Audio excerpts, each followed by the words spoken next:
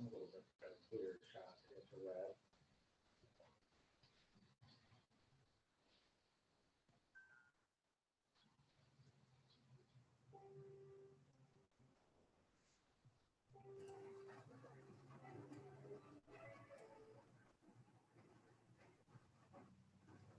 My headphones aren't connected.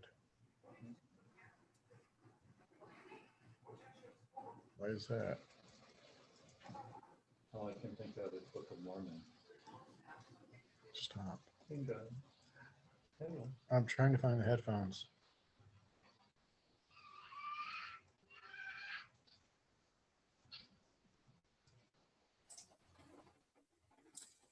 That's not what I wanted.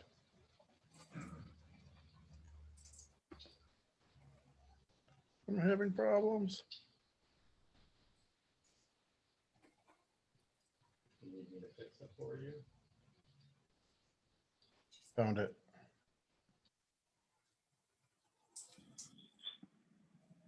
Okay, that's better.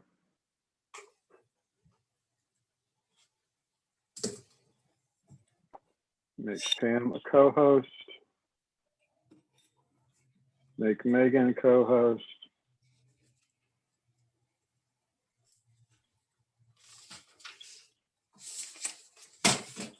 Starting to rain.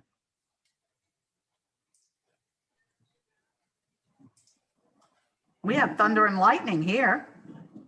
It's 6:01. Do you want me to start broadcast? I'm going to start broadcast. Okay, are we ready to go? Rob, are you joining us for this meeting tonight? I am kicking it off because I have a subscription, Okay, and but I have a 6:30 parking authority meeting. And here come the attendees. okay, it being 6:02 on Thursday, April 21st, 2021, I call to order this meeting of the Brockton Conservation Commission.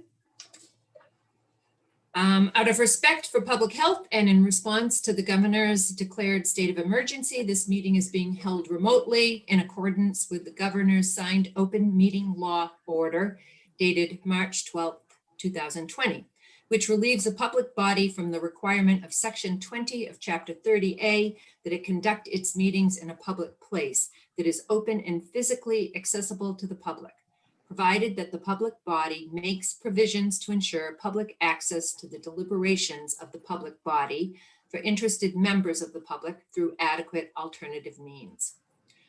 We will be doing that through the Zoom format here tonight. We will recognize members of the public for hearings, and to be recognized, you will need to raise your hand. You can do that if you're attending. I see someone has raised their hand.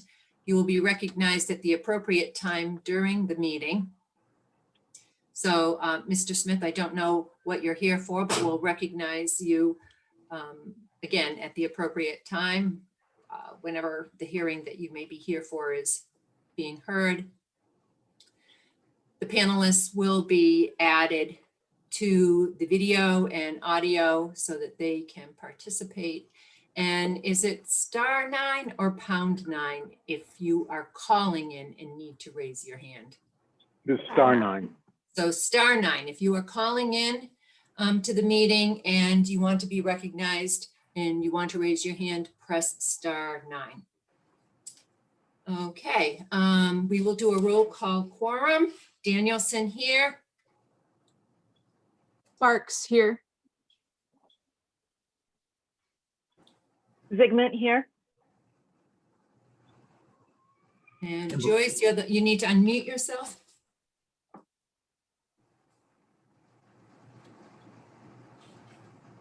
I'm sorry, Laura's here. Okay, so we have a quorum. The first item on the agenda is a request for certificate of compliance for 74 Melrose Avenue. And it looks like we have Bill Self here for that. Is Drew Ambroise one of our new members? I am. Drew, welcome, welcome. I'm so Ah. sorry. Glad to have you on the board. Glad to be here. Thank you, guys. I was Yep. just going to text somebody and say, do we know who that is? Yeah, Drew and Laura are both here. They're our new members. Yeah, no, that's wonderful. So, no, it's funny because I was going to say, I think we have a full board now. And then I'm going, wait a minute, where's the fifth member? There you are. All right, 4, So- 5, 6. I got 6. Am I missing someone? We're at Yeah, Laura. 6. I meant we have 5 members, 1, 2, 3, 4, 5, which is kind of a 1, full, 2, 3, 4, 5, 6 members. oh yeah, Joanne, sorry about that. Okay. Thanks, Stephanie. Wow, that's an all-time high for this board. But it's Yep. nice. All right, so again, one more time. The first item on the agenda is a request for certificate of compliance for 7 Melrose Avenue. This has been before the commission before, and I'm going to start with Megan, if you could give us an update, and then we can go to the project, to the applicant proponent. Sure. So the last outstanding item from last month's meeting was that the limit of work markers had been installed, but they did not have the labeled caps identifying them as such. Since then, the caps have been put on and they are labeled correctly. So at this point, all of our comments have been addressed, and I think the commission can consider issuing the complete certificate of compliance. Okay, any questions from any of the commission members? Okay, do I have a motion to issue a certificate of compliance for 74 Melrose Avenue? Sparks here. I make a motion to issue a certificate of compliance for 74 Melrose Ave.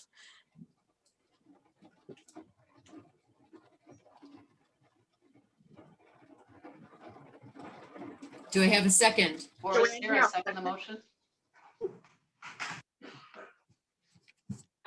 I'm sorry, did we get a second on that?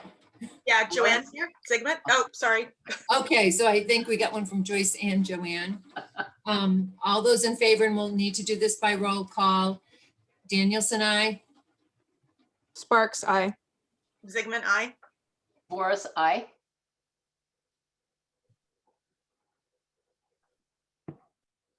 Okay, our two new, and Laura, I'm sorry, I didn't welcome you to the commission. Ambrose, aye. Be clear, aye. All right, motion passes. The next item on the agenda is a request for a certificate of compliance for 86 Melrose Avenue. And again, I'm going to start with Megan. Okay, yes, so this is a similar site. Again, they needed their limit of work markers. And as part of that, there was the outstanding issue of the fence, which extends into the floodplain in the 25-foot buffer zone. I think most recently, the commission had discussed having the fence relocated at least out of the 25-foot buffer zone, allowing it to remain in the floodplain because it wouldn't affect wildlife connectivity. But I think the plan was to relocate the fence and then reestablish the permanent limit of work with the markers behind the fence to permanently mark it. And based on the correspondence I've had both with the applicant and his representative, as well as the current homeowners, I believe there is still ongoing discussion of moving the fence relative to the limit of work and where it might have been previously marked during construction in the field. But basically, we're at the point now where we're looking at the submitted as-built plan with the location of the fence and comparing it to the plan that was approved and showed an approved limit of work, And that's where the mismatch is. And so that approved limit of work may not have been what was marked in the field at some point during construction, and then that may have guided the location of the fence. But ultimately, the location of the fence is beyond the approved limit of work. And so that is what we have been thinking of remedying by having it at least moved out of the 25-foot buffer zone. And I think we have Mr. Self here for this item, and also Barry Smith. So if you, Pam, if you want to make Mr. Smith a He should be panelist. coming. And then There's also somebody named Carl. Oh, he's- Yep, I'm just chatting with him to see if what he's here for. Okay, he's been promoted though. he is the builder and the applicant on the COC request. Okay, so Mr. Self, do you want to go first? Well, really, from the last discussion last month we had where the applicant was talking with the homeowners as far as relocating the fence. Now, up to yesterday, they haven't come to some kind of an agreement, so I really don't have much to give you. I think that's certainly Kyle, the applicant, can fill you in with his discussions with the homeowner, and my understanding is the homeowner is actually here, so whatever's decided, I'll be able to get the fence located, which would give me the limits of the work area. And as you see, the discs, they're in and they're all ready to be set and to complete the as-built. So hopefully the discussion tonight will give the final direction for me to finish my project. Okay, so I have a question for you, Mr. Self. Yes, And is it- I mean, you've been before the board many times. Is it Bill? yes, it is. Yes, it is. Okay, Bill. What was the location for the limit of work, the permanent limit of work located in the field? The limit of work on the plan itself for the construction. We had the original hay bales going across the limit of work area. And then around, there was a pre-existing shed there. That was to be removed. It had a foundation. That was all removed and to be reclaimed. And then the grading was completed after that fact. I did not state where the erosion control went at the time of construction. The contractor had already put whoever they were doing the field work had already put it down on the ground and was just finishing grading. The original area was actually the old, grass area of the existing house next door. It was just moved up into the grass area where the limit of what we were proposing to keep it outside of the 25-foot zone would have been. Okay, but that wasn't marked in the field. It was not, I was told all the fencing was already in. When I Okay. came out, they were doing construction. I came out when they would call me actually for staking of the foundation. Yep. Okay, so the I fencing. don't know, I don't know where the difference was when the final grading was done. I located the silt fence, the hay bales at the time of the grading. Yeah, That's the last time I was in there, and there was no fence at the time. I was requested by the applicant to put the property line in because they were finishing everything up, and so I put the property line in between the two lots, that lot and the abutting lot. mhm. Requested also the abutter, and there was discussion of a fence being being put in, and my recommendation was no fence. I wouldn't recommend any fence being until the certificate of compliance was signed off. And the reason being was that the fence was not shown on the original plan. Mhm. So Okay. apparently the homeowner went and, you know, whatever the reasoning was, and installed the fence. So, Okay. All right, we have Carl and we have Barry Smith. Mr. Smith, do you have video? Can you?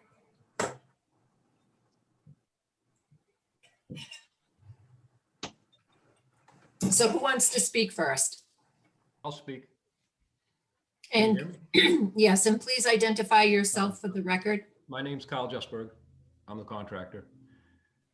So in that corner, you know, we're talking, as you're looking at the house, it's the left corner. There was an existing like shed there with a lot of junk all around it, and it had an actual foundation.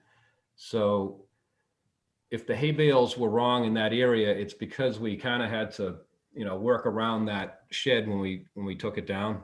And so I think what happened is the hay bales in that particular corner were a little different than what was shown on the plan, because we had to remove this shed, and they weren't moved afterwards because, you know, I honestly didn't know I was that close to the 25-foot no work zone. But so anyways, those remain there for the entire project.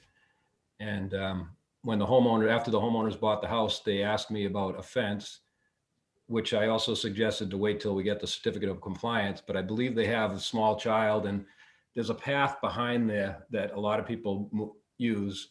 And I think they just felt, you know, that it would be a lot safer to have a fence up. So, you know, we did have the side property line marked out, and the only thing in the back was the hay bales. So they followed, and there's also a fence next door, the neighbor's fence. So they basically just went to it where it was, thinking that that would be fine. And here we are now. So, you know, I think it was an innocent mistake. And I would hope, I mean, I guess we're all asking if we can't keep the fence there. And I think Megan has a suggestion for that. Mr. Smith, do you have anything to add before I ask Megan for her suggestion? No, everything was pretty much covered. Can you? Okay. Okay. Yeah, we can hear you. Megan?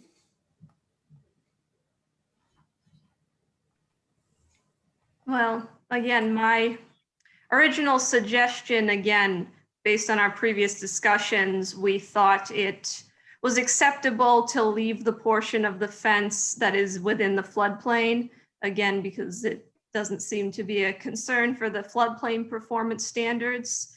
So that leaves the question again of if the southeastern corner, which is the corner that crosses into the 25-foot buffer zone, that was the area that I had originally suggested that could be moved, because not only would it move it out of the 25-foot, but if you look at the as-built and where the fence is currently installed, it's if it was installed outside of the 25-foot, that would have squared off that corner. So by looking at it, that's where I would have assumed that line would have gone. As it is now, it kind of slants down towards the southeast, which is why it crosses into the 25-foot. So at this point, again, you know, the approved plan showed the original limit of work for the shed removal was right at the 25-foot, and then the second erosion control barrier would have been closer to the 50. So I think at this point, you know, we're not suggesting that the fence be moved all the way up to the 50-foot, even though that is where it was approved and proposed. So my suggestion again was just to square off that corner to keep it out of the 25-foot as sort of a compromise between, you know, actually putting it at the 50-foot as was approved versus leaving it in the 25-foot. But I mean, that would come down to, I think, an agreement has to be made between the parties of whether it's feasible to square off that southeastern corner. And I don't know all the details of the installation that would explain, how difficult or how much of it a problem would it be to square off that corner between all the parties. How much are we talking about in linear feet of fencing? I think it's about 10 feet in the one corner. And then it would be nothing in one corner, and then it's almost like it would be a pie shape to where the fence is now. From one corner it would stay, and then it would be 10 feet towards the house on the one corner, roughly. To square it off. Yeah, it is shown if we bring up the submitted as-built plan, it does show where the fence is now and how it would look if it was squared off to bring it out of the 25-foot. So Do you we'd have have that? to, yes. Andy, Let me see if I can share that.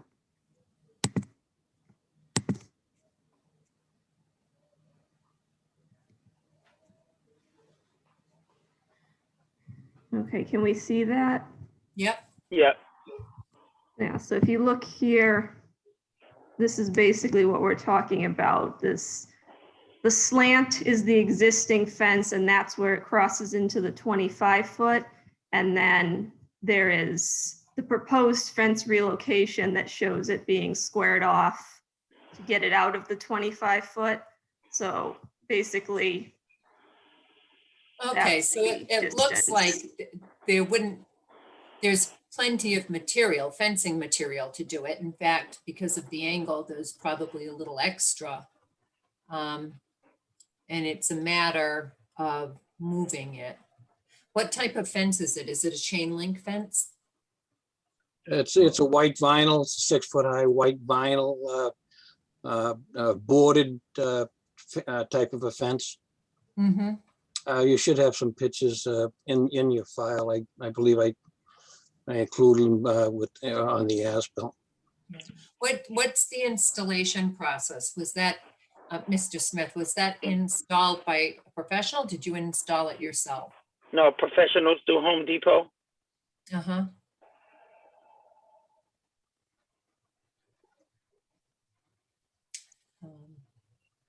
I would like to see it moved out of the 25-foot buffer. What would it take to move it, Mr. Smith? I guess we would have to contact Home Depot, and they would have to probably tear it down and put another one, move it up however you guys want it, and move it up. I mean, we complied with everything. We went, we asked and we went around everything, the little guide that they had back there and everything, and now we're here. Could, if this is the case and we can't get this thing approved as it is, can I request that we extend for one more session? I'd like to meet Megan down there with maybe Barry and Taisha, so we could take a look at this. I know what it looks like on this plan, but I think if you see it kind of shows it a little different than in reality. Megan, what do you think? I mean, I understand sort of the question in the sense that, because the shed that was removed was already there, it is sort of an existing, yard area. So I can see where the question would be is how much of a difference does it make to have it where it is versus where it is if it were outside the 25-foot. So I do understand the point that I think would be made, being that it was existing yard area. So again, I think, it's what is the compromise that's going to be made here? Because again, regardless of what the property looked like, the approved plan did have the final limit of work at the 50-foot buffer. So I think that's where the compromise we're discussing is that it was approved knowing what the site looked like, and the commission still wanted the limit of work to be moved up after the shed was removed, and that didn't happen. So I think we are looking at a compromise of the fences farther back than was approved, but is the commission going to allow it to stay so far back that it's in the 25 foot, even if that area was cleared previously for the yard for the existing house to the right there? So it's, you know, it's the commission's policy to maintain that 25-foot no touch. And so that's why my recommendation is to move it out of the 25-foot no Yeah, touch. Again, I would agree with that, again, for that reason, because that is a pretty hard and fast rule that the commission holds to. Other members of the commission? Megan, would you unshare the screen again so I can see everybody? So this is Sparks here. I also wanted to make note of the advantages to the homeowner to moving that fence, because generally speaking, when you're looking at a fence that's installed close to any kind of wetland, it's going to rot out your posts, and it's going to happen much faster than you might even realize. We had it happen right in my own neighborhood. It only took 3 years, and they had to redo the fence anyway because the wetland ate through the fence posts. But I also stand by the 25-foot buffer zone. That's literally kind of what we're here to protect. But like I said, the wetlands will wreak havoc on those wooden posts because it's only a vinyl cover. So they use a piece of, usually a 6x6 post that's made of wood, and then they just slide vinyl over it. And so that's what's sitting in the ground is wood, not vinyl. It's actually concreted. They concreted the post in. It's not really in the wetlands but I really think it would help if we, from the way you could, if the best way to see this is to look at it from the path that goes behind this, that everybody that lives in that neighborhood uses, which is about 50 feet from this fence. But when you look at it from that perspective, it kind of, it makes it seem a little silly to move the fence. And I know, I understand the rules and everything, but I think if you see it in person from behind, you can kind of see a different picture than what shows on that plan.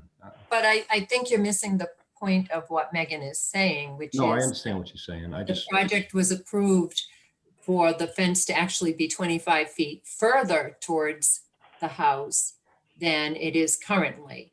It's 25 feet plus further away than where it was approved to be. And that is pretty strict. So, if the commission is saying we want to see it out of the 25-foot buffer, there's still a concession for that 25 feet between the 25-foot buffer and the 50-foot buffer limitation. Stephanie, may I? Yes, please. So this is a hard situation because I know how much it costs to put up a fence, and it's not expensive. I mean, it's not cheap, and it's, going to be a bite to have to move it. But the one thing that the commission has been really consistent with is the no touch and the 25-foot buffer. If we make an exception here, then the precedent that's set is, if somebody else misses the plan next time, they're going to maybe get an exception for this too. So I hate to say it, but I think that the only option, in my opinion, is that fence has to be moved, because that's the only way that we can prevent this stuff from happening in the future. And also I just want to mention that I actually do know this area really intimately as well too. I grew up around Tukas Park in this neighborhood, and seeing it in person, I don't really think I understand the point, but again, I think it comes back to, we can't set a precedent of touching the 25-foot buffer if we say that's no touch zone.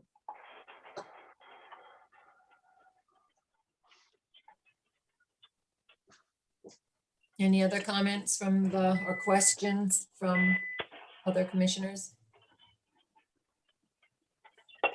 We have Taisha. Did you just? Yeah, she's the other homeowner.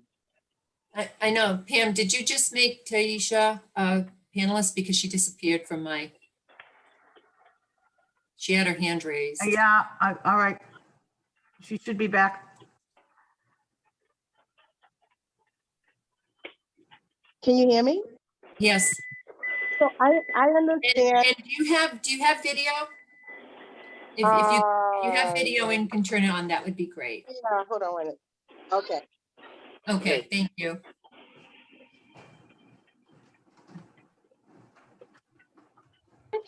Hi.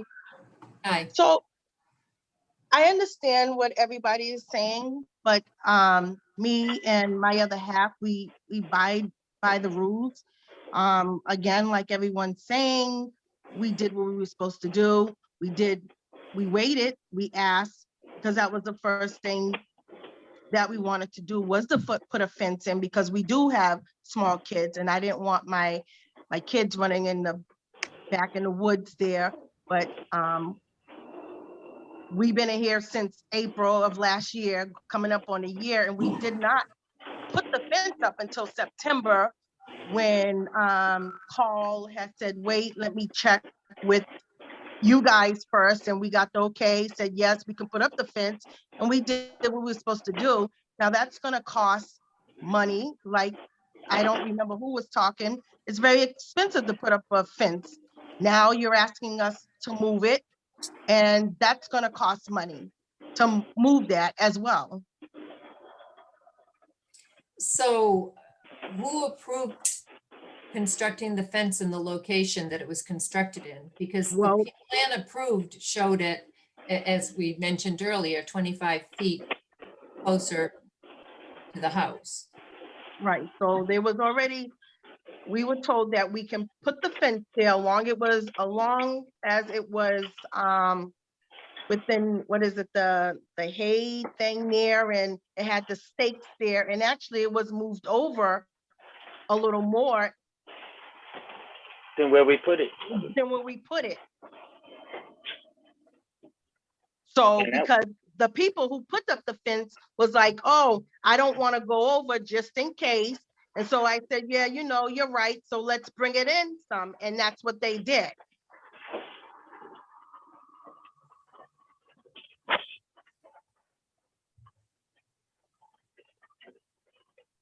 I think I'd also like to know, but who was it that actually approved the fence? Well, it Was- was, we had talked, because my realtor, when we were in the process of buying the house, I was like, oh, definitely. It wasn't when I said we wanted a fence. It wasn't like I'm going out, you know, tomorrow and getting a fence. I said, oh, definitely, we got to put a fence. We need to put a fence. So then she said, oh, let me, you know, I guess everybody kept hearing that we wanted to put a fence, and then they contacted Carl, and then Carl was like, oh, hold off on the fence. And I was like, oh, it was just saying, it was being mentioned that we was going to put a fence there because the kids. And so we did that. We waited to hear back, and then we got the okay. Yes, we can put the fence. It's in my email. We kept dealing with Carl on. I'm sorry? Ms. Fuller, was it someone from the city office, from the Conservation Commission office that approved it? Well, I what do we believe call the it was city? Carl that was dealing with it, and emailed us back to let us know that yes, we could go ahead and do it, but he was dealing with you guys at the city of Brockton. So I was Carl did email me asking about a fence that was via email, probably summer 2020. And I did respond via email that they could put up a fence within the current limit of work. Right. And so I said that with the understanding that the fence, if installed, would go up within the current limit of work. The current limit of work being what was approved by the plan.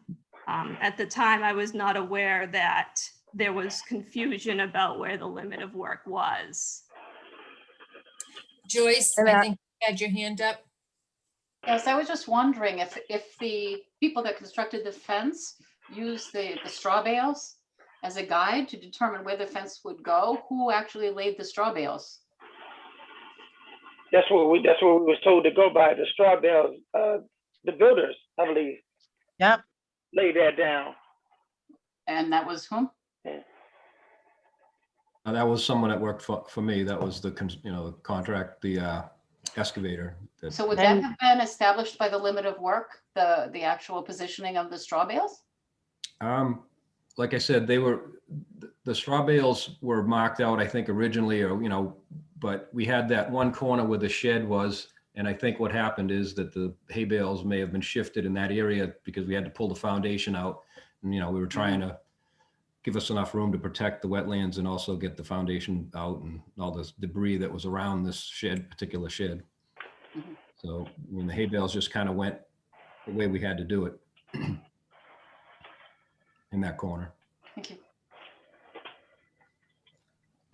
So it sounds to me, I think the commission has indicated a pretty strong line for the 25-foot buffer. And it doesn't sound like our office approved the installation of the fence other than what was approved on the plan. So I think this issue is between the builder and the homeowner. Again, could we continue this hearing till the next meeting so that if that is the case, then we have to talk, figure something out. I would like to do that. And I know Megan I don't think wants to come out there again, but maybe she could consider it. Well, I think the commission is kind of given her direction, which is that we want to hold the 25-foot line. So I don't know what benefit it would have to have Megan go out to observe it, to try to be convinced that it should be otherwise. And just a question on that, as the homeowners, where will we stand in all this? It's like we're the one getting screwed in it. We followed everything, what was complied and everything. And now it's like, it's back on us. If we knew that, we might as well not even put up a fence, if we knew it was an issue. Well, it sounds like you had every intention of doing what was right and following it. Yeah, I wouldn't necessarily say you wouldn't have put up a fence. It sounds like you tried to do the right thing. But then on the end, we're here and it's like, again, have to put up more money to move a fence again when we thought and by the rules.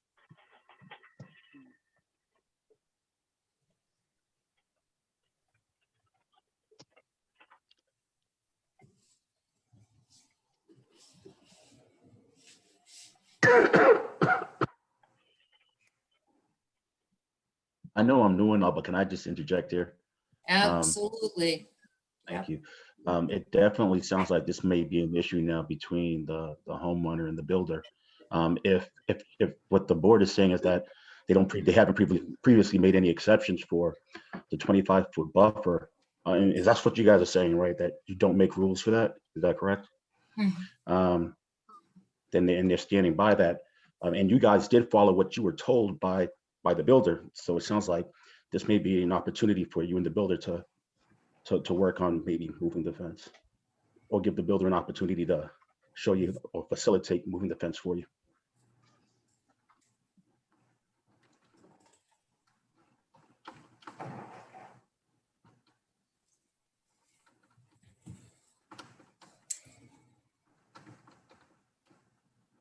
So I'm going to ask a question, which you are free to answer or not.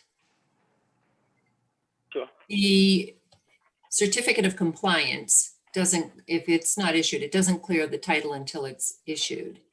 So that is an impetus for why the property owners want to get the certificate of compliance resolved. Frequently, if there's an outstanding order of conditions without a certificate of compliance, there's something held back on the buyer's end, so that the seller has motivation to make sure that a certificate of compliance is issued. And again, I'm not going, you don't even need to answer that question, but I do think it's between the homeowners and the builder or seller to resolve this. Okay, so I'm gonna, again, request an extension to the next meeting so that we can resolve this. Do I have a motion to continue to the next meeting? Joanne here, so moved. Do I have a second? Sparks here, I second. All in favor? Danielson, aye. Ambrose, aye. Zigmund, aye. Sparks, aye. We had three. We had Sparks, Ambrose, and Zygmunt. Boris, aye. Laura? And was that Joyce both at the Boris, same yes. time? Okay, so we have unanimous vote to continue to the next meeting. Thank you. Thank you, everybody. Thank you. The next item on the agenda is a request for certificate of compliance for 2020 Main Street. And could we They have have requested a continuance. to Oh, the that's next all meeting. right. Sorry about that. In fact, why don't I do the continuances now? So if anybody's here for a project that's continued. So do I have a motion to continue 2020 Main Street to the next meeting? Zigmund here, so moved. Second, Sparks here, I second. all in favor, Danielson, aye. Zigmund, aye. Sparks, aye. Boris, aye. Equal aye. Ambrose, aye. Okay, motion passes. And I'm going to jump right now to the other continuances of which I am aware. Number 9 on the agenda is a notice of intent for Plot 2 Belgravia Avenue. They have requested a continuance to what date, Megan? June, so June 16th. Okay, to the June 16th meeting. Do I have a motion to continue that hearing to June 16th? Zigmund, so moved. Sparks, Do I I have- second. And do Danielson, aye? Zigmund, aye. Sparks, aye. Boris, aye. Equal aye. Ambrose, aye. Motion passes.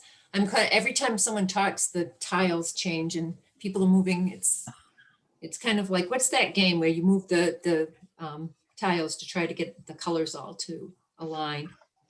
All right, and then the next item that we know is continued is a notice of intent. It's number 12 for 634, 648 Summer Street. Do I have a motion to continue that to the next meeting? Zigmund, so moved. Sparks, I second. All in favor, Danielson, aye. Zigmund, aye. Sparks, aye. Boris, Equal aye. Ambrose, aye. Okay, motion passes. All right, we'll go back to the order of the agenda. I think So there were then- 2 more, Madam Chair. Okay, I had 2 that were potentially, so which ones are they? 940 Belmont and 135 Elliott have both requested for the next meeting. Okay, do I have a motion to continue both of those hearings to the next meeting? Zigmund, I'll make a motion to continue both properties to the next meeting. Do I have a Sparks second? here. Sparks here, I'll second. Danielson, aye? Zigmund, aye. Sparks, aye. Boris, aye. Equal aye. Ambrose, aye. Motion passes. So that was, let's see that. I'm sorry, I'm just, okay. I'm sorry, it was 940 Belmont, and what was the other one? It was 135 Elliott Street. Thank you. Yep. Okay, that brings us to 1854 Main Street, a request for certificate of compliance. And Megan, do you want to give us a summary Sure. of that? So this is a returning COC request. It was originally withdrawn so that the applicant could address some issues with parking and with the stormwater basins. Since then, almost all the issues have been addressed. The trucks have been moved to the correct parking spaces and a line of boulders has been added to the limit of pavement to stop the trucks from overhanging into the stormwater basin. All trucks and storage containers have been moved away from the basin itself. The slopes of the basin have been loamed and seeded and have varying levels of vegetation growth, stabilizing them. So the only area that remains unstabilized at this point is the top of the basin. So the perimeters of the stormwater basins don't look like they've been loamed or seeded, or at least I couldn't find evidence of any vegetation growth there. The erosion control barrier is still up, so it is still containing the site, but that barrier will have to stay up until all of the basin is stabilized. And I think the perimeter of the basin will either need to be seeded or seeded again in order to stabilize it, because it doesn't seem to have much progress right now. Okay, so we probably want to wait to issue a certificate of compliance until that has been seeded and some growth is showing. That would be the recommendation, just because generally the commission likes to see that the erosion control barrier can be pulled up when they issue the COC. And at that time, I can't recommend that the erosion control barrier be removed because of the unstable soils around the perimeter. Right. Any questions, comments from other commissioner members? Okay, do I have a motion to continue this request for certificate of compliance until, this isn't a hearing, so it doesn't need to be renoticed. So we don't have to continue it to a date certain. We can continue it until the applicant has complied and comes back and lets us know. Yes, there's no hearing or a butter notification. There's no legal. So we would just need to know when it's going to be added to the agenda so that it can be added, in time to post the agenda. So Scott, you're here for the applicant.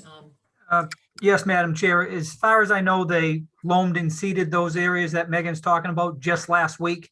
So obviously there's no vegetation to look at now, but I'll check on it every now and then. And when it looks like it's in decent shape, I'll contact Megan and request that she go out and look at it and put us on the agenda at the same time. So a continuation would be fine with us, Madam Chair. Okay, do I have a motion to continue? Zygmunt here. I'll make a motion to continue to a future meeting. Do I have a second, Drew? Second the motion. All in favor? Danielson, aye. Zygmunt, aye. Sparks, aye. Morris, aye. Eckler, aye. Ambrose, aye. Great, motion passes. The next item on the agenda is a request for partial certificate of compliance for 500 North Carey Street. And there's a little story to this one. Megan, do you want to? Yes, so basically, this was originally a single piece of property that was divided several months back into two parcels. One parcel, Lot B, was within conservation jurisdiction partially, so they filed for a notice of intent and received an order of conditions for Lot B. The second parcel, Lot A, was entirely outside of the 100-foot buffer zone, and so they did not come before the commission for that second house. However, probably because the site was so recently divided, when the order of condition was recorded at the Registry of Deeds, it was recorded for both lots A and B. So now Lot A is attached to the order of conditions, even though it was not within commission jurisdiction and it was not technically a part of the order of conditions. So the purpose of requesting a partial is basically a technicality to release Lot A from that encumbrance of the order of conditions, which it shouldn't have, but is faced with because of the recording issue. So if the commission were to issue a partial, it should be very specific that it is a partial release for Lot A only, and it does not release anything to do with Lot B, which is the lot that is under conservation jurisdiction and is not ready to be released. Scott, do you have anything to add? That is the story as Megan told it, Madam Chair. Okay, so my suggestion is that the board, if so inclined, vote to issue a partial certificate of compliance for Lot A only in its entirety. And as Megan mentioned, that this partial certificate of compliance does not release Lot B in any way.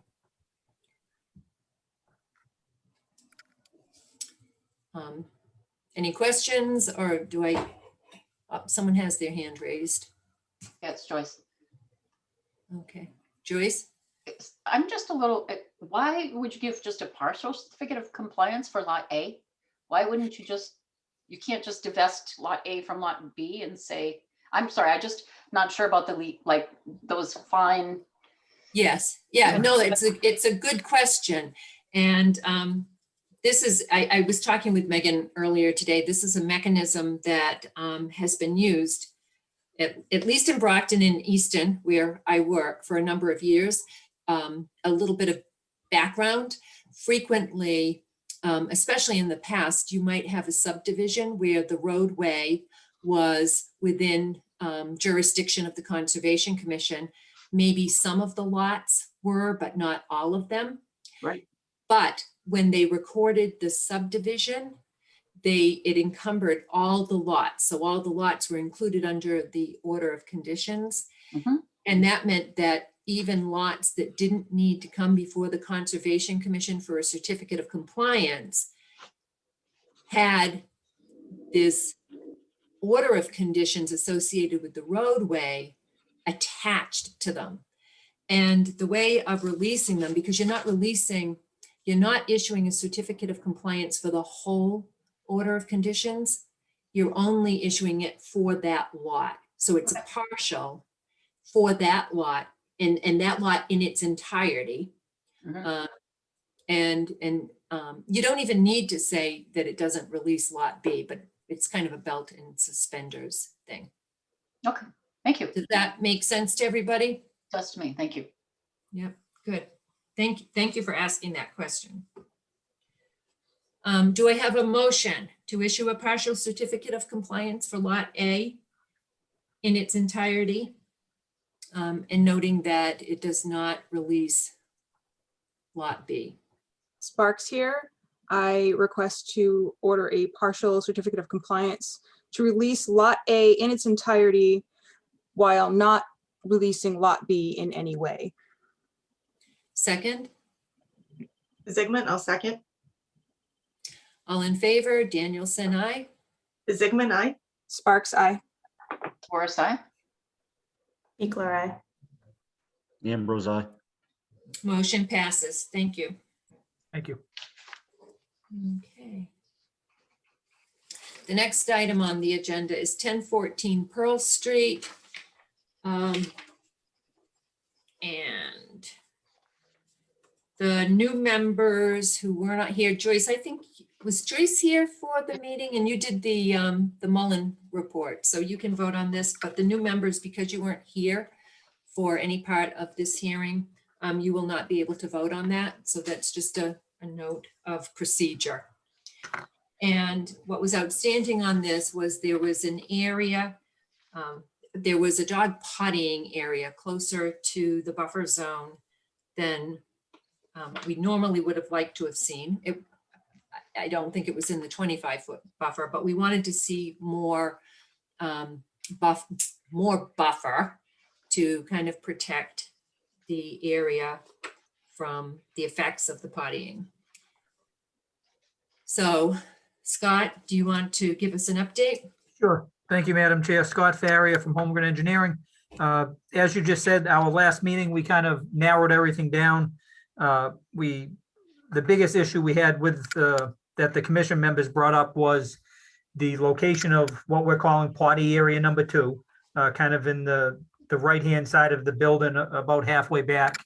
And the concerns that the dog urine would run across the ground and potentially get close to the brook. There was some questions about vegetation. One of the members, I forget who it was exactly, brought up native sword ferns.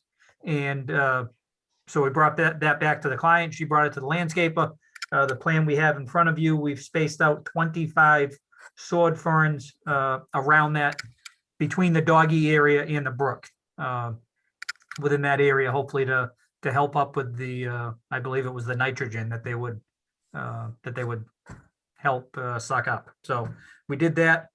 We also needed a stormwater checklist, signed and stamped and submitted. We did that. So I think those are the 2 outstanding issues we had from our last meeting, from the members' comments and from your agent's report.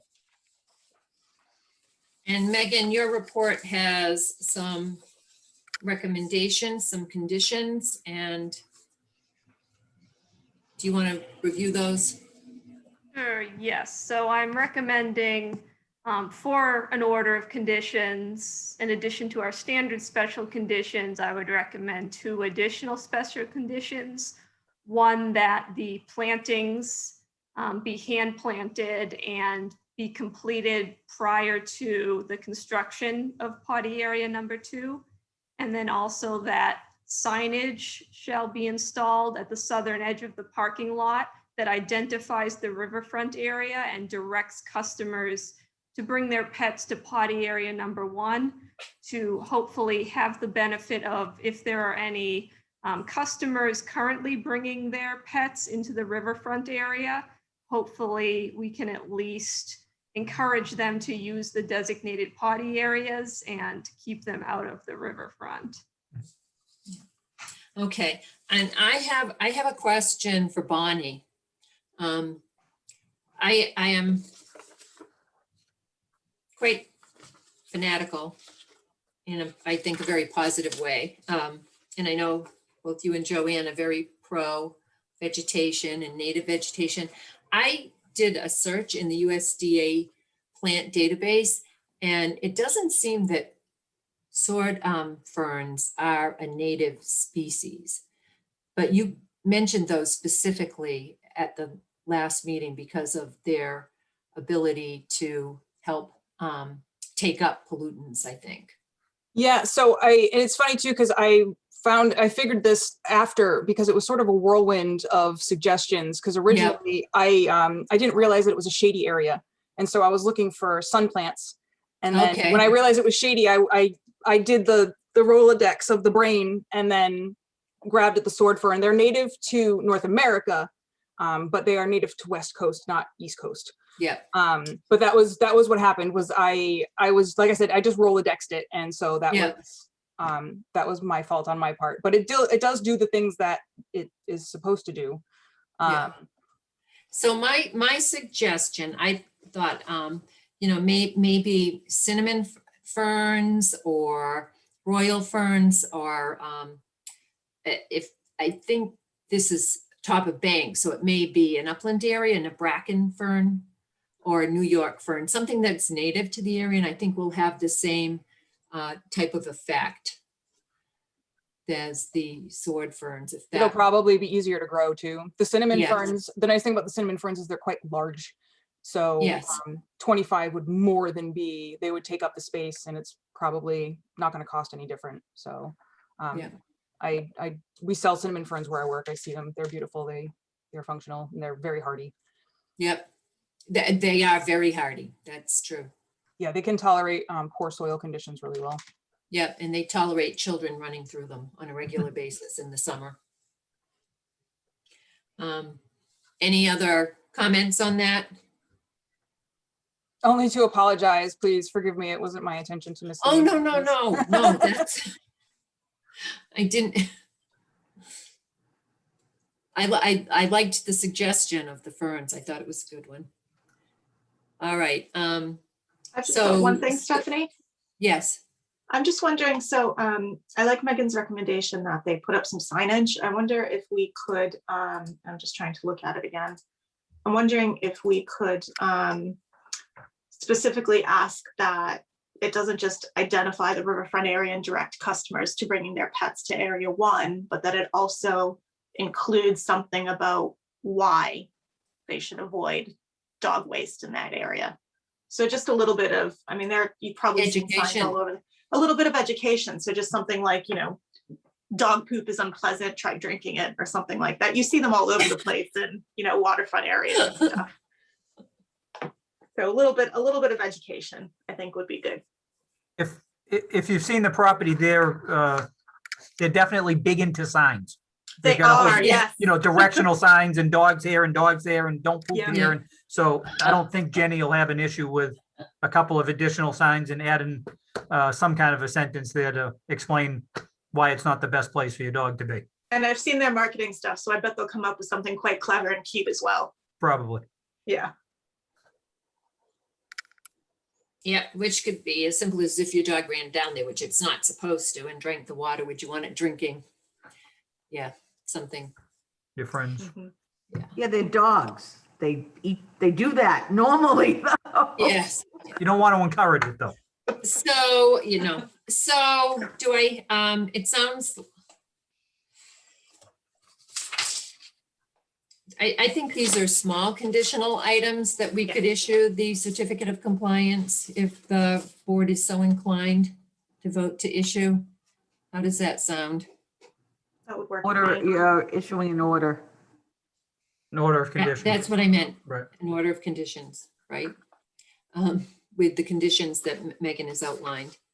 So do I have a motion to issue a certificate of compliance, including the conditions that Megan outlined in her report? And also that the fern will be a cinnamon fern, and that the signage identifying the riverfront area and redirecting customers to potty area number 1 include some educational language as to why you want them away from that area. Zygmunt, so moved. Do I have a second? Sparks here, I second. All in favor, Danielson, aye. Zygmunt, aye. Sparks, aye. Boris, aye. Okay, motion passes. Thank you. All right, thank you, folks. Have a good night. You too. Okay. 20th Street, I'm just trying to catch my, all right, so I think that brings us to a notice of intent for 360 Pearl Street.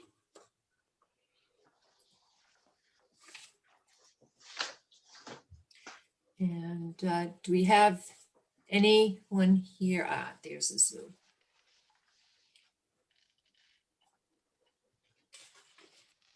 Megan, do you want to go first, or do you want me to have Azu go first? Everybody's muted.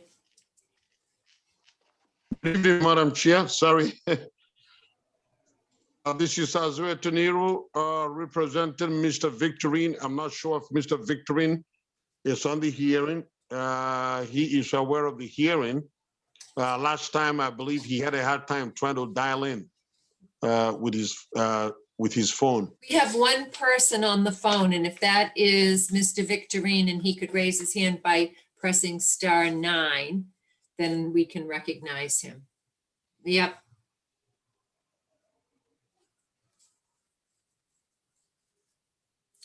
So Pam, are you making him a panelist? He The phone number? cannot because he's on a phone. Oh, You okay. can allow him to speak. I can just unmute him. Yeah, So he's unmuted. okay. Okay, so Azu, Okay. we're coming yes, into the Madam- home stretch. Yes, ma'am, I hope so. I think with the able assistance of Megan and looking at the history of the site, I think we've come up with a plan, a very detailed plan, including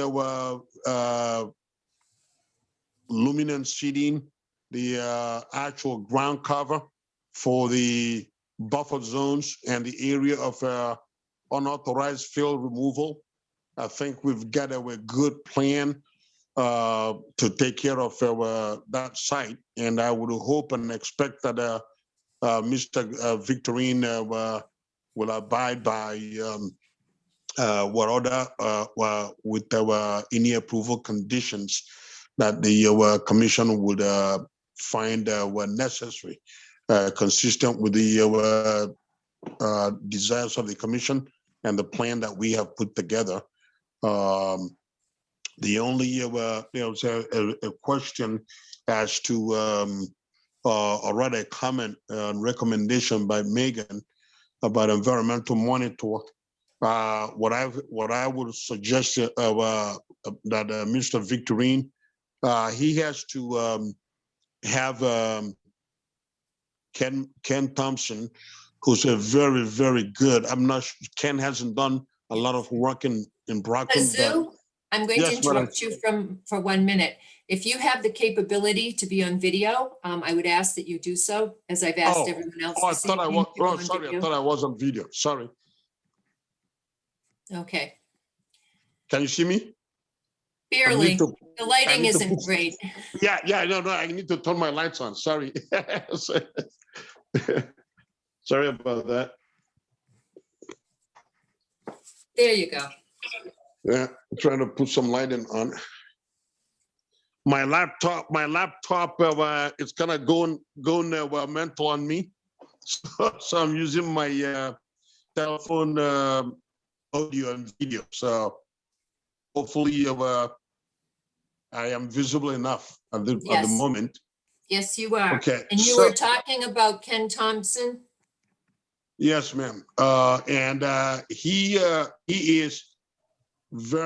has done a lot of restoration and mitigation work, both directly for the Army Corps, for the EPA, and throughout Massachusetts and New York, Connecticut. So I think he's very qualified. And since he is on staff, and I don't think he would be prejudiced. He wouldn't put his reputation online for anybody. So I think since he made all the specifications for the project, I didn't make the specifications. I just put them on the plan. So I would recommend that at least since he will be directing and will be on site for the planting, he actually will be the one that brings the stock. That's how he works. He will not be waiting on Mr. Victorine to bring the material. He will have to order it through him so that he knows that the materials that are being put in are consistent with his specifications. So I will recommend that he be the environmental monitor. He's very extremely and eminently qualified to do that. Okay. Megan, do you have anything to add? Do you want to go over your recommendations for conditions? Sure. So yes, at this point, I think the submitted plan addresses my previous recommendations. I wanted to see that second erosion control barrier that is going to be the permanent limit of work, meaning, where the basically lawn area for the house is going to end. And then basically all the work between that second erosion control barrier and the one that's currently at the limit of disturbance, that work is going to be limited to the removal of unpermitted fill, because we have fill in the 25-foot that needs to come out. We have additional fill in the 100-foot buffer zone with evidence of construction debris. So that all needs to come out. And so that's now being proposed that the work between the two erosion control barriers will be limited to the removal of the fill and the buffer zone restorations, which would include the woody plantings within the 25-foot buffer zone, and then seeding with conservation mix throughout the rest of the 100-foot buffer zone that is outside of the final limit of work. And so I think that is an appropriate plan, and given, the complicated history of the site and the sort of complicated aspects of this plan, the combination of restoration and fill removal, and then after that, the actual house construction.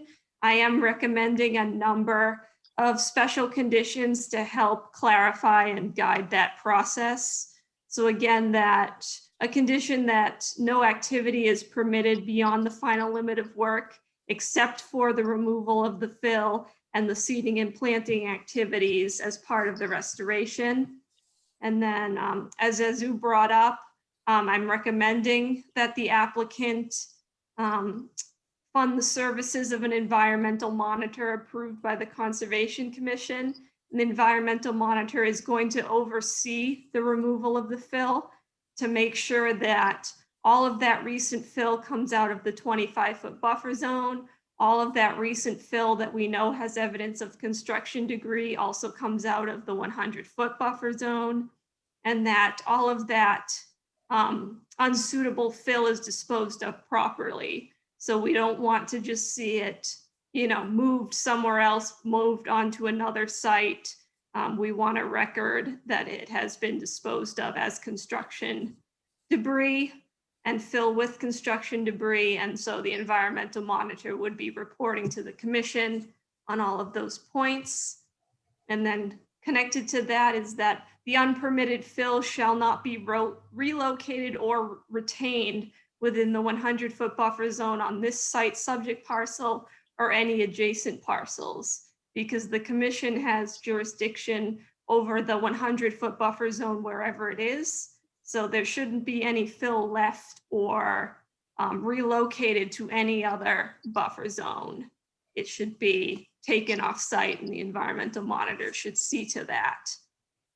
And then I'm recommending that this work be done and the second erosion control barrier be installed prior to the commission's approval of the building permit for the house. And then finally, in terms of the restoration planting, I have some conditions recommended for the monitoring of that, so that the environmental scientist will inspect the restoration area both after the planting and then at the end of each year for 2 years, possibly 3 if that's what the commission wants, but at least 2 successive growing seasons, and then requirements for reporting to the commission and providing reports prior to receiving a partial or a complete certificate of compliance. And because of the sensitivity of the site, requiring that the partial certificate of compliance that includes an as-built plan with the grading shall be issued prior to the certificate of occupancy for the house, because I think it's important that we double check that the site work is done prior to the house being finalized. And then finally, again, the limit of work permanent markers, I think, again, they need to go along the approved final limit of work.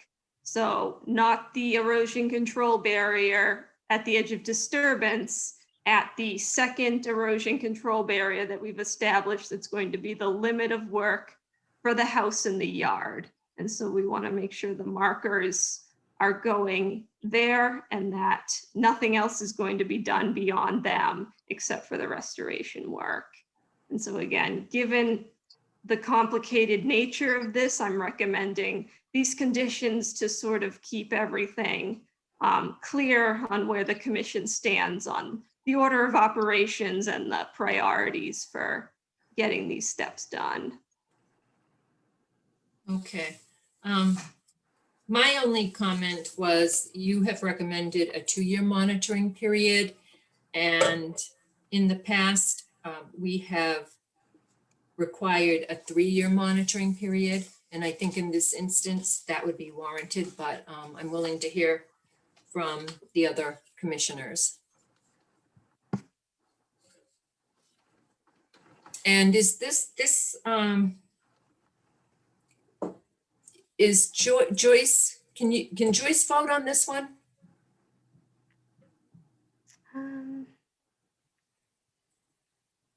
Joyce was at the last meeting. Was I at don't the think she last was at the meeting. February meeting. So Okay. there were She was only not the- here when it opened, but she was here Right. for. Joyce, you're the last muted. meeting. This was from January, so I don't think I can, right? Yeah, I think, I'm trying to think if it had been continued. I think even before it opened, but, Yeah. okay. I don't think. So I I can. just, okay.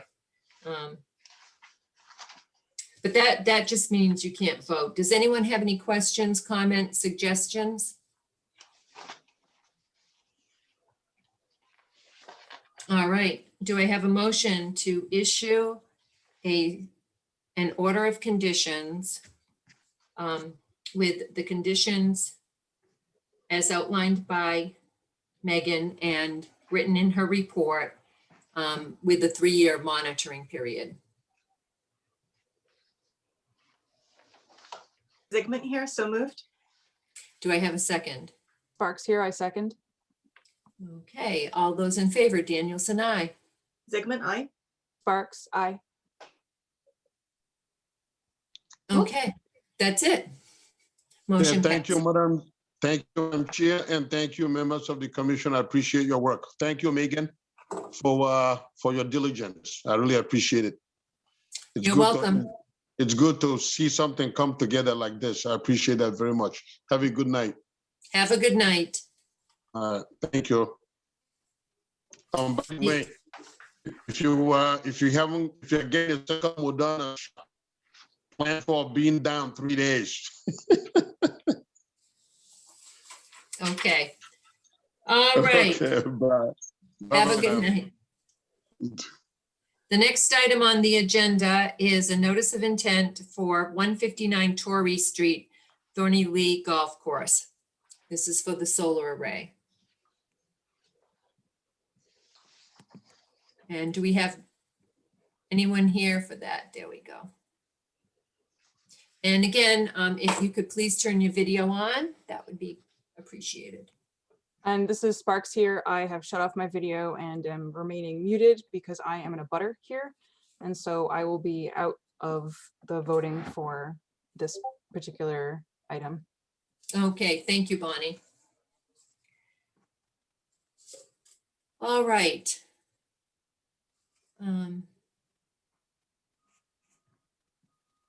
We have Daniel Serber from NextGrid. Hey, how do you do? My name is Daniel Serber. I'm the Director of Development with NextGrid. Brendan claimed to be on in a second. I was supposed to text him when we were about to start, and looks like I missed my cue. But he's the civil engineer of record. We're proposing a 1 megawatt ground-mounted solar facility, which Brendan presented before, right, Megan? This is second hearing. So we did receive peer review comments from Beta Group. We addressed those. We received a few more minor comments from them, which Brennan also responded to. I'm sure in a second he'll be able to go over the changes if you'd like. And then today Meg sent us an order of conditions, which we're very happy with, willing to comply with. We did do a site visit where Megan was able to go see the berm in person, and some of the other small concerns you guys had. And I think we have everything taken care of. And I think we're at a point where we're happy with the plan. Beta Group's happy with the plan. And from what I understand, Megan is also happy with the plan. So I think,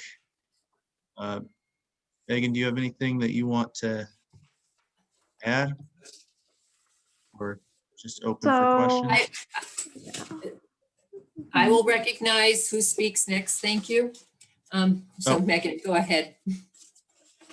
Okay, yes. So we've gone, but since the last meeting, we've gone back and forth with a couple of plan revisions, particularly to address Beta's concerns. And so as of the as of this morning, there were just 2 small sort of typographical changes that Beta asked for, and we received the the site plan set showing all of those. So I briefly have spoken with Beta and they have no more comments. All of their stormwater comments have been addressed. In my report, I found that my previous comments have also been addressed. So for example, the issue of some debris being stored near the wetlands in the vicinity of a couple flags, that has been removed. I went out today and confirmed that that pile has been removed and the flags have been reestablished and the other missing flags have been reestablished. I also noted that the revisions include the decommissioning plan that I believe was requested by the chair at the last meeting. So that has been provided. So based on that, once any other additional comments of the commission have been addressed, then again, I would recommend some additional special conditions for this project. So specifically that the existing berm shall not be altered in any way. It is a historic, its footprint does appear to be historical, appears to be over 50 years old. It does appear that Thorny doesn't use it anymore, but I think we should condition that it's not going to be altered in any way. There's nothing going to be put on top of it. It's not going to be expanded at all going forward. Based on my understanding, there is no need for vegetation cutting as part of this project. So I'm recommending a condition that no cutting or vegetation removal is permitted within the 25-foot buffer zone, including for the placement of the erosion control barrier, the dewatering bags. Based on my discussion, that shouldn't be an issue because the site, they're mostly working within previously disturbed areas. There shouldn't be a need to remove vegetation as part of this project. In reference to the proposed stockpile area for Thorny that's located partially within the 100 foot, my recommendation would be that any soils that are going to be stored in the stockpiling area that are going to be inactive for more than 24 hours should be secured with perimeter erosion controls. So if the existing dirt pile or any other piles out there are going to be stored out there and they're not actively being used day to day, they should be stabilized with erosion controls when they're inactive. And then the couple additional the additional recommendations came from Beta that we get a copy of the SWIP prior to the start of construction because this project is altering more than 2 acres of land, and that we get a copy of the signed illicit discharge statement prior to the start of construction. And then finally, the condition that no pesticides or herbicides be used at the site, which I believe should be consistent with what's being proposed. So based on all of that, I don't think those should pose any issues to the project, but I think we should include them for the commission and for making sure that things are stabilized and that footprints of disturbance aren't going to change from what's historically there. Mr. Serber or Mr. Kling, any comments or questions in regard to Megan's report and recommendations? No, we reviewed her comments and we're very happy with them and happy to comply with them. Okay. I just had one suggestion. I know I asked at the last meeting if they would be clearing the topsoil, and I'm certain the answer was no, that the arrays are going to be placed over the existing landscape, for lack of a better word. And I would like to recommend a condition that the topsoil not be disturbed and be left in place. Do any of the other commissioners have questions, comments, suggestions? I'm looking at the oh, sorry, Stephanie, may I? Yeah, oh, yes, please. So I'm looking at the decommissioning plan right now, and I was particularly interested in seeing this because I wanted to see what the site restoration would be like. And at the moment, it says that the areas that are disturbed during decommissioning would be regraded to recreate a uniform slope similar in grade to conditions that existed prior to facility construction. So that, I think, makes sense. But then it goes on to say that all disturbed area will be revegetated with 4 inches of loam and seed or hydro seed using a fast-growing seed mix. Is it possible to specify that loam and seed is a native wildflower mix or something suitable for that location, not just So that? we actually don't need loam at this site because it has great topsoil here. And we do use a native pollinator mix. There will be a native pollinator under the panels when they're there, but of course they will be, I'm assuming, pretty tore up after we bring equipment to remove all those panels. So then we will revegetate with the native seed and pollinator mix that is indicated. Brennan, did you add the number on the plans of the seed mix? I did see that on the plans, but I'm thinking specifically at the decommissioning. So once the site is no longer useful, the restoration of it would also be using that same kind of native mix. Yeah, we can make that change, of course. And I just wanted to clarify for the topsoil removal. There is going to be the topsoil removal for those trenches that I think we had talked about at the base of the drip line. That's only 1.5 feet wide, and that's for the stormwater runoff. So there will be some topsoil disturbance, but it'll be fairly minimal, and it's in order to really prevent potential erosion down the way and sedimentation. So What are you going to do with the removed topsoil?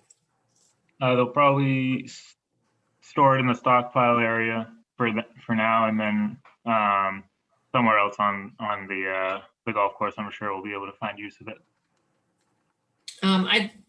I'd like to know what their intent is for that. For the topsoil? Mm-hmm. Well, I'm sure they'll just put it somewhere else and on site. If you'd like to keep it on site, we can definitely do that. Yeah, that's basically what I'm saying. Yeah. Well, I don't think they have any plans of hauling anything off. I'm sure they always have use for it somewhere on the golf course. It's a large site, and I'm sure they're occasionally making changes. But Okay. I just want to make sure that there is going to be some topsoil removal as I believe was discussed at the last hearing. Mm-hmm. There isn't going to be none. So.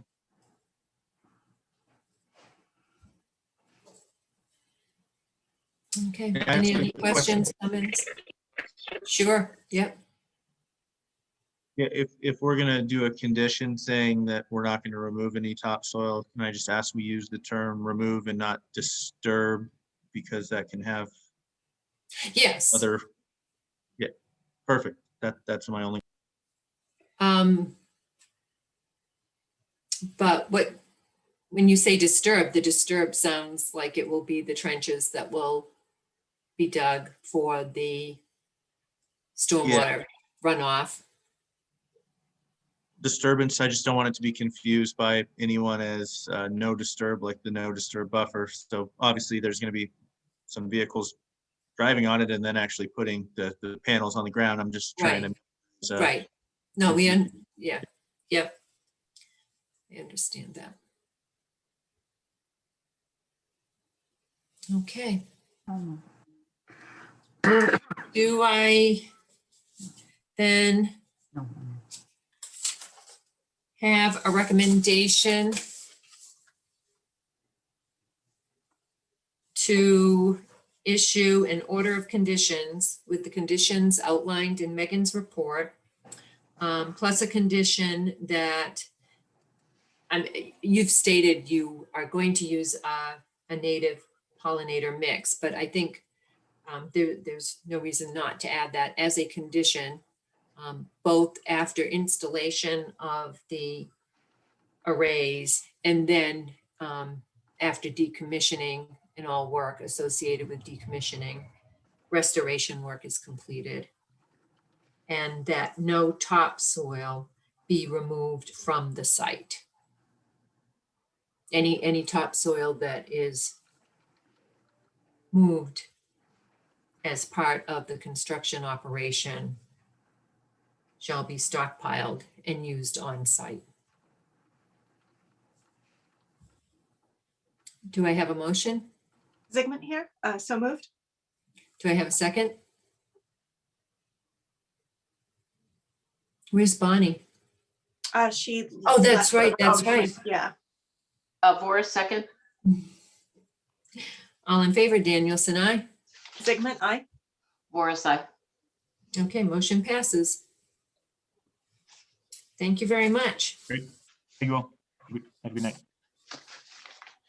And you as well. Okay, Bonnie, if you can hear us, you can rejoin. I'm back. The next item on the agenda is a request for minor change for 7DE Battle Street, Mass Electric. Megan, is there anyone here for that? I don't believe so. But I mean, I can speak on it. It's, Yep. yes, so this was an order of conditions issued back in December to install 2 new poles south of the Ames Street Mass Electric substation. So basically, they were approved to put down construction matting to get to the pole locations, put in the 2 poles. They are requesting a minor change to do the same thing, but they've moved the poles closer to the substation. So they would need less matting in order to get to the 2 poles, but otherwise the impact would remain the same.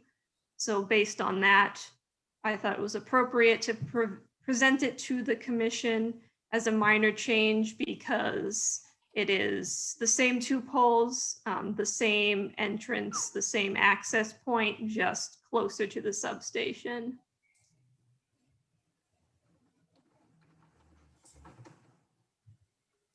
Megan, do you mean, so that would be like they're more north, basically, on the map?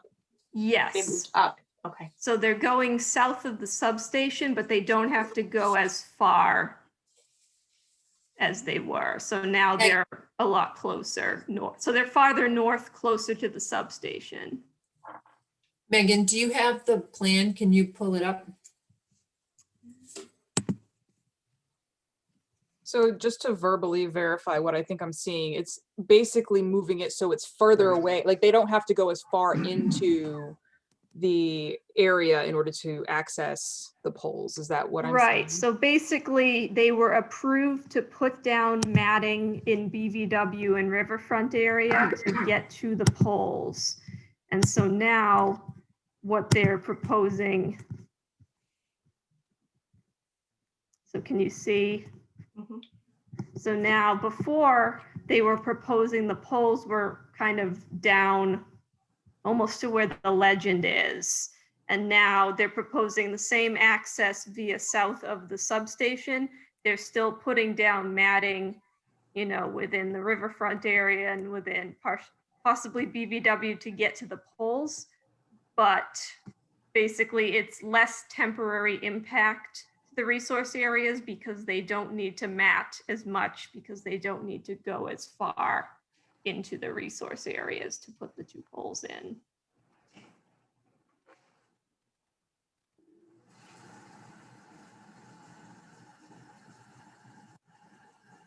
Okay. So a request for a minor change, really what they're asking is for the board to determine that the change is not significant enough to warrant either an amended order of conditions or a new notice of intent. And an amended order of conditions doesn't start the hearing process all over again, but it would require scheduling a meeting at some point in the future, and it would require a butter notification. And a new notice of intent would be that the board felt the change was significant enough that the whole hearing process needed to be started again. I think we would all agree this is minor in nature and an improvement over what was originally proposed and approved, and that we can vote to, if everyone agrees, to determine that it is minor and does not need an amended order or a new notice of intent. So, Megan, if you want to stop sharing your screen.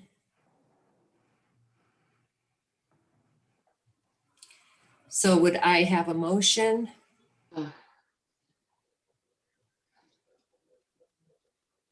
Or are there any questions? I think I already asked if there were any questions. I think Joyce has her hand up. Yeah, I just have a quick question. I wasn't around, I don't think, on that original plan. So does that mean I can't vote on that, right? Because I wasn't. No, that isn't what it means. Oh. No, you can vote to determine, all the commissioners can, that it's a minor change or, yeah. Okay, thank you. Zygmunt here. Stephanie, you're gonna have to help me with the wording. Make a motion that the change is minor in nature and doesn't require an amended order or a new notice of intent. Zygmunt here, so moved. Do I Sparks have a here. second? Sparks here, I second. All in favor, Danielson, aye. Zygmunt, aye. Sparks, aye. Boris, aye. Eckler, aye. Ambrose, aye. And motion passes. Okay, so the last item on the agenda is Chair's report. The meeting has been just a little bit over an hour and a half, which is really great, moved right along, so I'm not going to keep everybody a lot longer. I have two things I'd like to just mention again. I want to re-welcome all the new members. It's so wonderful to see so many faces and have a full board, even if it isn't 7 people. This is wonderful. I do want to remind you, if you aren't aware, first, if you haven't had an opportunity to review or fully review the Wetlands Protection Act and the promulgated bylaws, we'll make sure you get copies of those and you can go through them. I still refer to them. I've been doing this for over 20 years. I'm sure Megan still refers to the documents on a regular basis. They're very helpful. Also, there is an association for conservation commissioners called the Massachusetts Association for Conservation Commissioners, and they offer training for commission members. They actually have a fundamentals program, and at the end of it, I think congratulations. Thank you. So the fundamentals is 8 courses. Is it 8 workshops? I think it was like 7. 4, yeah, something like that, 7 or 8. Okay, yeah, There you go, and when Joyce, you yep. complete it, I see Joyce, are you undertaking the endeavor? Yeah. Wonderful. We saw once each you other at the last one. Yeah, once you Saw. complete it, you get a certificate. And they have other ongoing workshops, so it's kind of a continuing ed thing. I think one of the nice things, so up until a few years ago, these were always off-site and usually on weekends to try to accommodate people who work during the week. And they always had them at great locations. There was one junior college in Wellesley, I think, that they would have it at. And the annual conference is out at Holy Cross in Worcester. I think they'll return certainly to some of the on-site and off-site sessions, but they also offer a lot of the classes and have been doing this pre-COVID through webinars and making it easier for people so you don't have to travel around the state to take the courses. So I absolutely encourage you, and I know Pam will share information as she receives it when they send out updates on what workshops they're offering. Drew and who's Laura? Who's our other new member? Laura. Joyce. No, Joyce I got. Laura, Drew, and Joyce. All right, Joyce is taken care of. But Drew and Laura, if you could email me your information, I need to add you to the MACC list of members, so you will start getting information. The city will reimburse you for those classes, by the way, something very important. What email address do you want us to send our information to? You know, if you just send it to planning at COB, I'll just grab it. That way it goes to Megan and me. Okay. And then on the final note, I was approached by Deputy Chief Eddie Williams. I received an email from him, gosh, over a month ago, I think.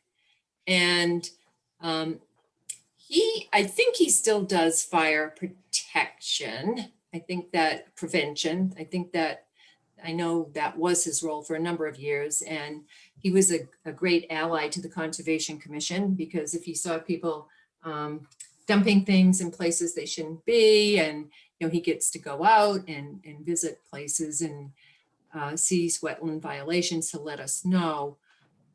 His email was basically that what he's been seeing a lot of lately is a lot of dumping of material, trash, debris in wetlands. People will dump things over their fences. Megan, I think he went out with you on one of your visits, and where a property owner was dumping things over the fence, and it actually ends up in the wetland system. And he understands that under the state, if you only are operating, if a community is only operating under the state law and regulations, you have very little enforcement power, very little teeth. You don't have the ability to fine or take someone to court. Whereas if you have a local bylaw or ordinance, which in the case of Brockton being a city, it would be an ordinance, you don't have that power. And we had talked previously about having the city adopt a local wetlands protection ordinance and promulgating regulations under that ordinance. And he had asked that I try to resurrect that again. And I think both Bonnie and Joanne have kind of talked about that since they've joined the board. So I'd like to put that out there, and I'd like to try to pursue that. In the past, I did help another community, and our draft that we put together probably almost 10 years ago was modeled on Easton's bylaw. I think over the years, Easton's bylaw has improved, but I also had the chance to go through the town of Norfolk's bylaw. And I actually liked how there was written better. But if people want to go out and take a look, you can just do a Google search, or you can go to other communities that have, and see if they have bylaws, and take a look and get some ideas. But think about things you'd like to see in the bylaw, what we'd like to protect, and maybe we can start talking about that and put it on the agenda for upcoming meetings. Stephanie? Yes. There was a wetlands ordinance for the city of Brockton that was attached right, I think in the Google Drive. Is that what currently? Is that, Brendan? is that in the Google Drive, Megan? There is think a there's a draft. draft. Yes, there's a draft that was originally drafted by Nova Armstrong before I started. Once I started, I went through it and made some updates to have it cross-referenced to make it look like the surrounding towns. So Easton, Stoughton, I referred to all of those to try to get some of the similar language. I also went through Taunton's to look at an example of a city, and they have, you know, sort of their 25-foot buffer zone, how they put that into their ordinance. So it's basically a working draft based on how the surrounding municipalities have drafted it. So an example of showing what language has been passed by other municipalities. And so, you know, we could look at that and see, you know, if we want to strengthen it, if, you know, other towns have since, you know, done it in a different way that we'd want to look at. But basically the draft is closely modeled to how surrounding municipalities currently have their ordinance or bylaw. I didn't see the date on it, and I wasn't sure if it was actually a work in progress or if it was actually an ordinance. I wasn't really sure from that document that was in the Google Drive. Yes, let me see. Well, it was never accepted by council. Yes, there's a, by the city council. I don't Yes. even think it was even referred to council.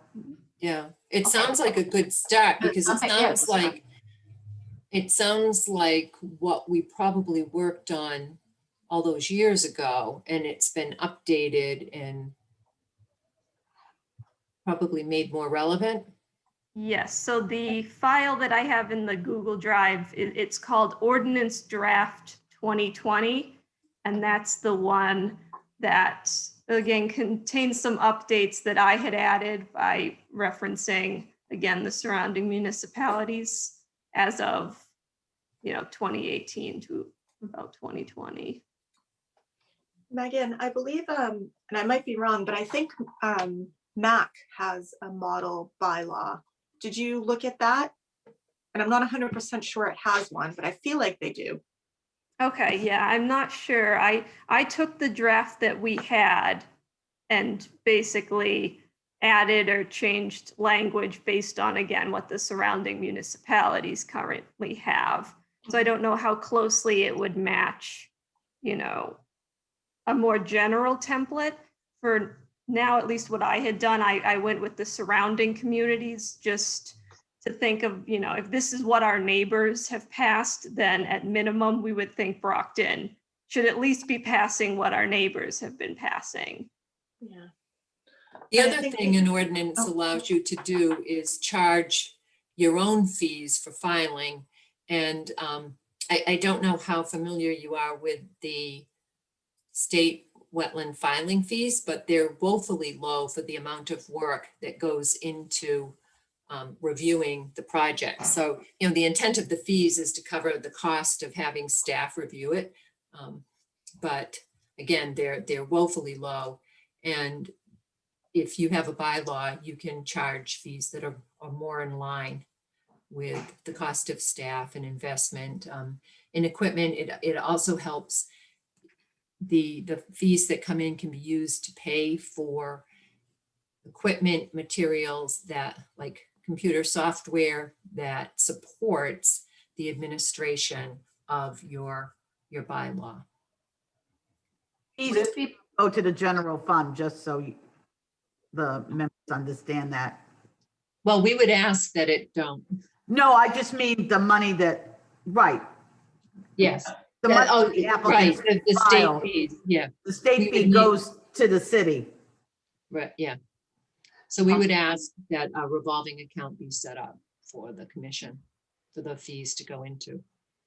And the only other thing, Megan, I'd mention is I think, and I don't know how relevant this will be either, but I think it's either I think it's the Audubon in Massachusetts has a, like a bylaw review tool that looks at nature-based solutions and other things. I think it crosses zoning and everything else in general, but I think it might hit wetland ordinances a little bit too, so it might be worth having a look at that. Would it be possible for us all to get a copy of that ordinance as opposed to it just being in the Google Drive, or I just. No. Find Google Drive hard to work with. I am so old. No, you are not. You I are am. not. I just find it cumbersome. It drives me crazy. Do you want a hard I have a copy, background Joyce? in technology Well, and I find some of these new things very I difficult. actually printed one up, but it's not the 2020, so I think I have the wrong one. Okay, Yeah, I can send Megan a or separate Pam, email. yeah, would get be that out great. to us. That would be great. Well, that's a great starting point. Thank you, Joyce, for finding that and bringing it up. And now I Thanks. recognize the Well, 2020, I think back before COVID, that was something that we had talked about, right, Joanne and Bonnie? Yeah, for sure. Can you just clarify kind of the process for it? Do we get it to a draft where the commission feels comfortable with it? And then what happens to It it needs after? to go, so I believe the process, and Pam will chime in here when I'm wrong. I believe it goes to the mayor, and the mayor needs to support it and choose to advance it to the council. Last time we got to the council level, but council wanted their council, who I understand is no longer the council's council, to review it, and it stalled there. It really stalled. I mean, it for what I feel were political reasons on the council's end, not the city council per se. We actually had some support from the city council in advancing the ordinance. And I think we would have. You would have to speak with the mayor about advancing that again. And then a draft would go to the city solicitor, our city solicitor. And once it got the okay, we would need to find just a council to sponsor. So I don't think it's, I think it has a good chance. And I think making the case for how it benefits the town and the community, I think a lot of the good work that the commission has done, the fact that we have been operating with a policy, a 25-foot setback, no touch policy, that's not an ordinance. And yet you can see we get compliance with that. People respect it. They come in understanding, developers, their engineers that have been working with the city for a long time know that. And they don't frivolously place or propose disturbance in that 25-foot buffer, knowing it. So that alone, I think, attests to the respect that this commission has been able to command. When I first started on the commission, and Pam will remember this, and developers that came in, they thought they could push anything through the commission. It was Brockton. What do you mean you have wetlands? It's, a degraded city and your wetland areas are degraded, which in some cases that's true. And in the majority of cases is just not true.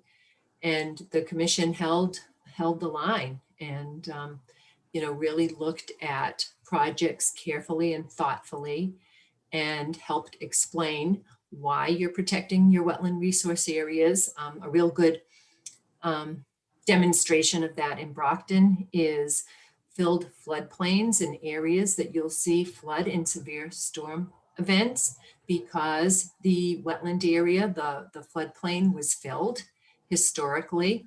And now you have businesses operating or homes operating and they will get flooded out. The vegetation that's taken over by invasive species because of development that's allowed right up to buffer zones or right up to the wetland area. So siltation that has made its way into the streams and rivers because of inefficient and ineffective stormwater drainage. So But I don't want to belabor that tonight. It's been a great meeting, and thank you, everybody. Good night, everyone. Someone has their hand raised, though. guys.